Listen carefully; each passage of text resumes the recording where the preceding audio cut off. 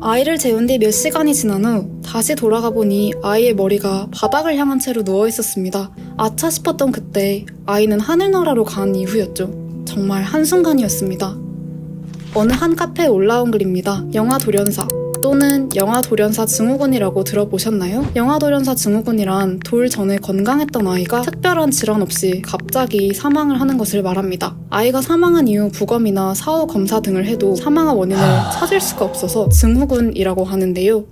질병의 증상이 단일하지 않고 그 원인이 불분명할 때 쓰이는 용어. 오늘 닥터아이에서는 듣기만 해도 가슴이 턱 내려앉는 영아 돌연사 증후군에 대해 알아보고 이를 예방할 수 있는 방법은 무엇인지 알아보려고 합니다.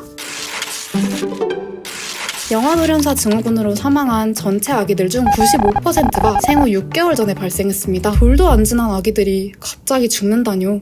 엄마 뱃속에서 태어난 어여쁜 아기는 하루하루 성장하면서 늘 새로운 환경적 스트레스에 노출됩니다. 기온의 변화, 소음 이런 것들 말이죠. 이때 특정 발달 단계에서 환경적인 스트레스를 이겨내지 못해서 돌연사하는 것으로 알려져 있습니다. 2020년 영아 사망률은 2.5%, 그중 다행히도 줄어드는 추세이지만 전체 영아 사망자 중 8.9%, 거의 10% 정도가 돌연사로 추정되고 있는데요. 특히나 아이를 엎드려서 재울 때 돌연사의 위험이 가장 크다고 합니다.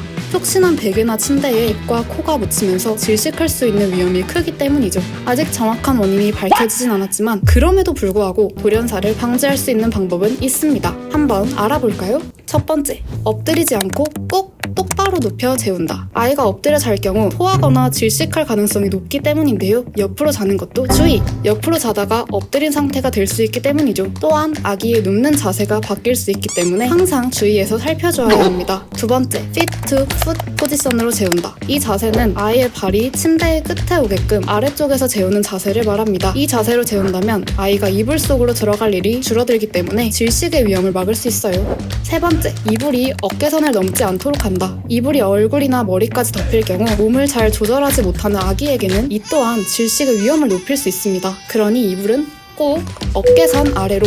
네 번째, 너무 푹신한 매트리스는 사용하지 않는다. 침대가 너무 푹신하면 얼굴이 파묻혀서 질식을 할 위험이 높아요. 평평하고 탄탄한 매트리스나 요 위에 눕혀주는 것이 좋습니다. 다섯 번째, 너무 덥거나 춥게 하지 말고 적정 방 온도를 유지한다. 아기의 체온이 과도하게 변하면 사망의 위험을 높일 수 있습니다. 방 온도는 18도에서 20도 사이로 맞춰주세요. 여섯 번째, 아이를 키우는 부모의 흡연으로 인해 간접 흡연이 되지 않도록 한다. 담배 연기는 누구에게나 해롭지만 아직 미성숙한 아기에겐 특히 해로워요.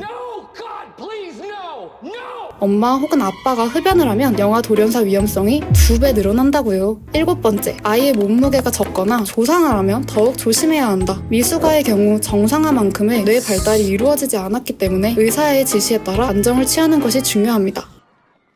정말 간단하고 이 중에서 몇 가지는